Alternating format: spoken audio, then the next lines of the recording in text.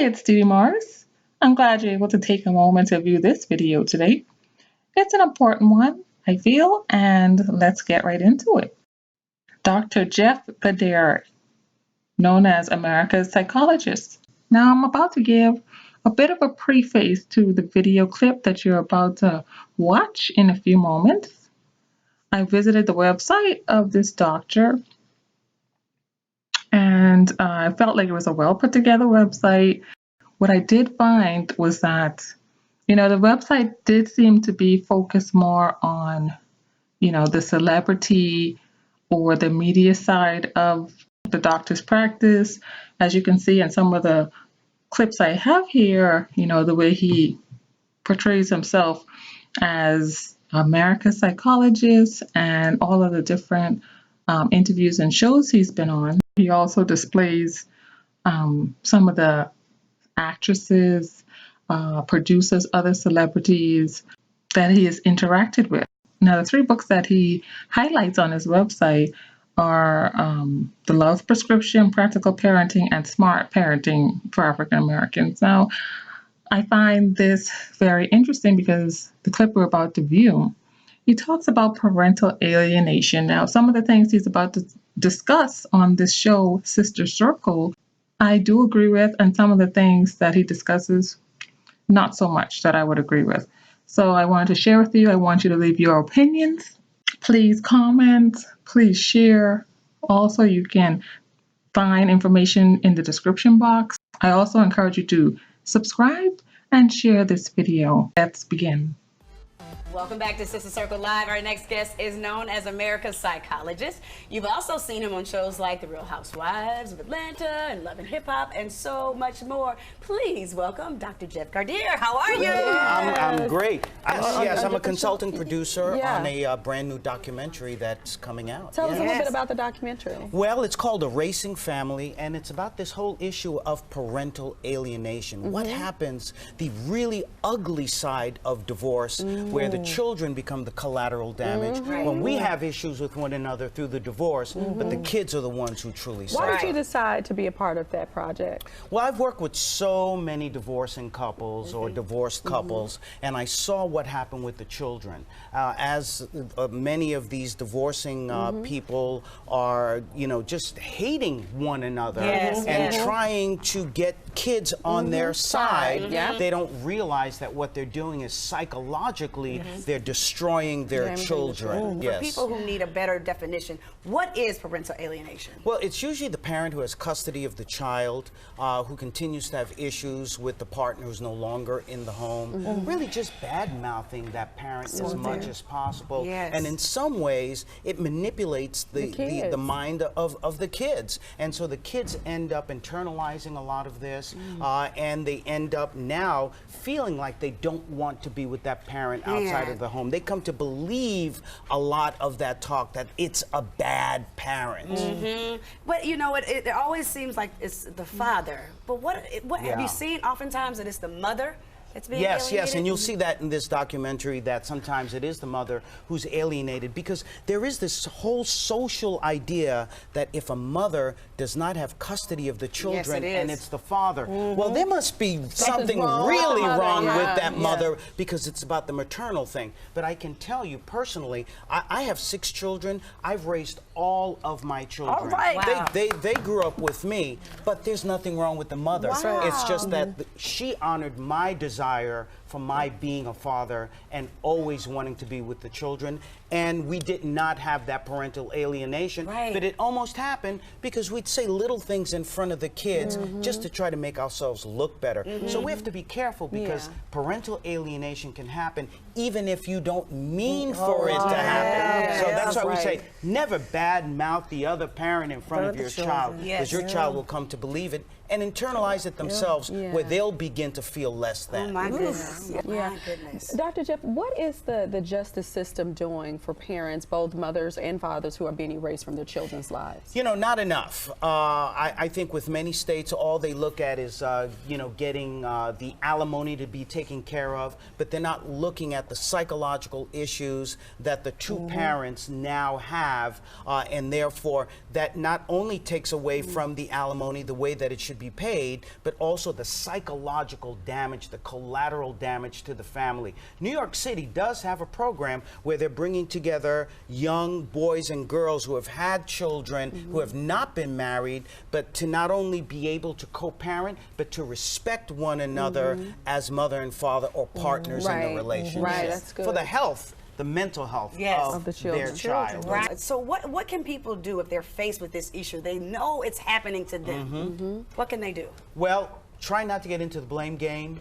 Know that no matter how much you think the other partner has psychological issues, you chose that person or allowed them to choose you. So take responsibility for where the dysfunction is, how the divorce happened, and if you do that, you'll have more respect for one another and can co-parent. You may never be friends, but certainly if you can at least be amiable to one another, amicable to one another, then that will help with the emotional health of the children. Because at one point there was a little bit of love, or at least you hope there was. That's right. That's right. And that's why it's always important in therapy where I ask them, when you were happy, when it was good, how good was it? How did you meet? And you see it brings a smile in their face. It kind of, you know, just softens it up. It softens it up, and they're able to talk to one another because they do have some of those good memories. And it shows them that they are human beings. Definitely. And we don't want anyone to divorce, but if you have to, it really should be a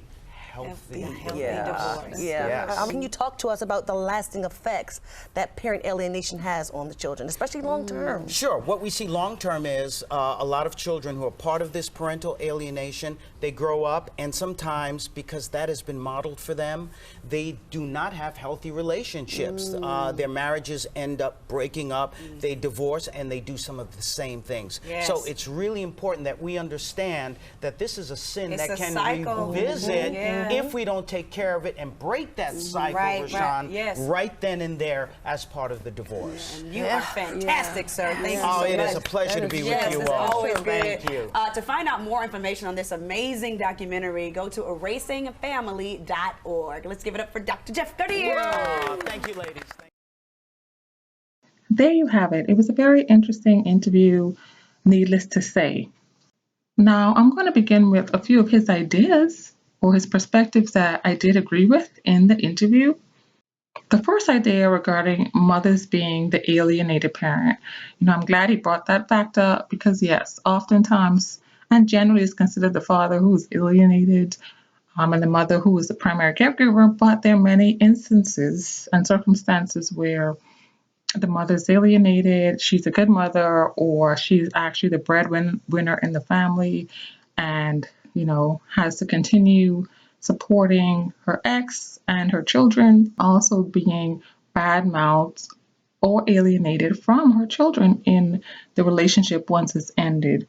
The second part that I did concur with this doctor on is that, yes, oftentimes parents can unintentionally alienate the child from the parent. Like, you may not be aware that what you're saying can be damaging, or you may just be in a bad mood or frustrated at the time because something's not working out, or the parent is being neglectful, and you're not fully aware or fully conscious that you're saying something that is not so nice about the other parent and is affecting the child deeply or subconsciously in some way. So I agree, you must be aware, practice more consciousness, more mindfulness when speaking about the other parent to the child. It just takes practice, I feel, and more awareness, perhaps reading more books or going and getting coaching or counseling yourself to improve that. The third part that I did agree with is that, yeah, sure, the justice system, is not doing the best when it comes to not addressing the personality disorders of the parents in divorce proceedings, divorce situations, or one of the parents. Now, if the parent had been diagnosed with a personality disorder, a mental illness and such, that can be produced as evidence in court. But when one parent are not seeking therapy, have not been diagnosed with any mental health or personality disorder issues, the judge only goes by what's obvious, what they see, what is proven. And so, that's a downfall. That's a downfall. It's definitely a flaw in the system that I feel can be corrected if more care was taken in the system in this regard. The fourth thing that I also agreed with this doctor is when he talked about counseling younger parents who are no longer together as to how to rear and communicate with the other parent, how to co-parent, and how to communicate with each other. Yes, I feel like if you start at a younger age with younger parents, it may have an effect. It may turn out better. The alienation situation can be curbed and perhaps avoided long term. But I feel like if the parents are more mature, older, if one of the parents are pathological or both are, and their ways are set that they are actually actually have a disorder that he would be able to diagnose, then I don't think the chances are at best. So perhaps younger is better when it comes to counseling parents. It may not be the case because narcissism can and antisocial personality disorder can stem from late teenage years and early adulthood, right? It can be diagnosed. I'm not 100% sure, but I think it's after 18. I can be corrected on that. There may be hope, but personality disorders do stem from childhood, according to much research.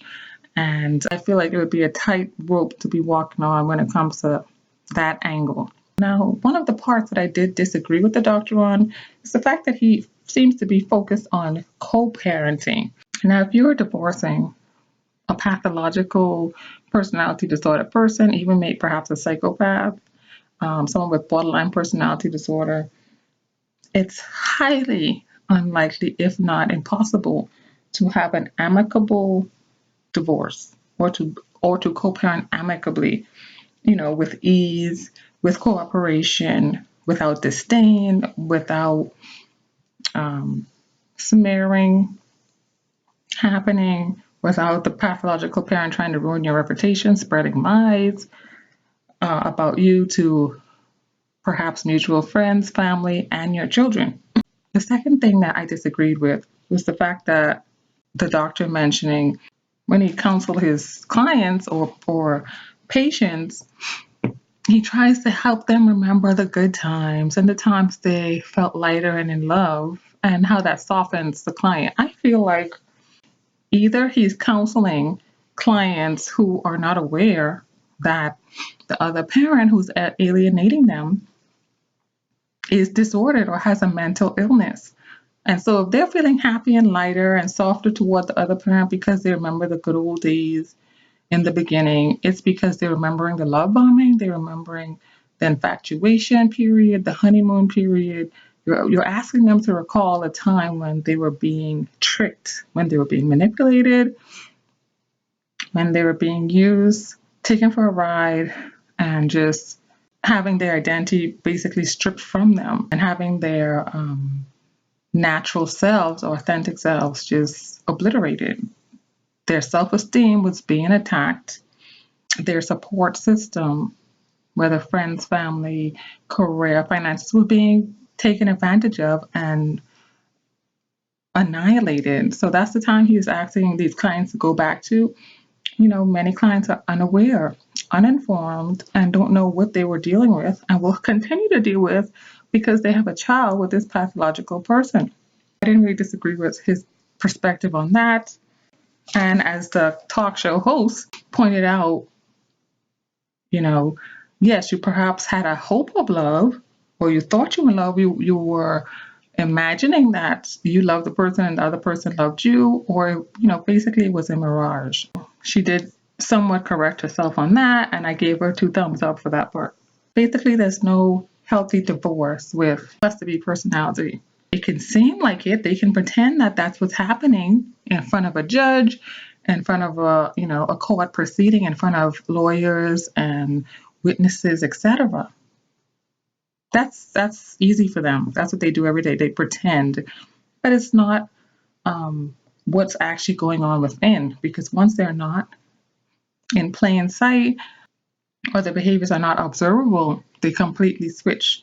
You know, their real thoughts and actions are put on display. That's why we're talking about this subject today, parental alienation. That's when they show who they truly are.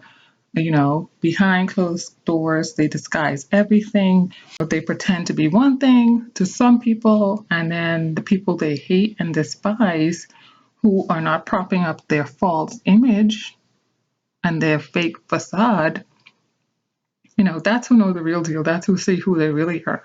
Some people have a name for it, some people don't. And that's the sad part, because many people don't know what they're really dealing with. When it comes to pathological personalities and how they use their child against the other person, how they turn their child against the other person, and how they engage in severe parental alienation. It's such a sad scenario, and I do have empathy for the parents who have to experience it. I have had a taste of it myself. So far, not to that extreme, but I know what that fear is like, and I know that it could be so devastating that you invest so much time, effort. You brought the children into the world, you rear them, you love them, you have this indescribable love for them, and then just because of the person you chose who fooled you the whole time, or at least initially, you're unable to turn the clock back, and you're going to have to live with that for the rest of your life. But you're also going to have to accept that, the system is not perfect, and you may not ever be able to get justice on the sleight of hand and the evil ways, parental alienation. I just wanted to share this viewpoint because, this doctor is being praised as America's psychologist, but there's a lot of gaps in the information he presented today in this video, such as he didn't discuss parallel parenting. That should have been a part of this discussion. He should have brought that up. He didn't go into personality disorders. That should have been brought up because it's a major factor in parental alienation. And more than once, he mentioned co-parenting. And that's what he seemed to be focused on. So, American Psychologist, I don't know so much. If you're going to be American Psychologist, you have to be on point, because there are people out there really suffering and you're not addressing the real problems, right? And you're not even addressing how to tackle the justice system so that this can be, if not avoided, at least deterred and minimized much more in the future. That's what I'd like to share today on this topic. Please continue to follow the upcoming videos, subscribe, look at the description box. Thanks for being here. Talk to you soon. Bye-bye.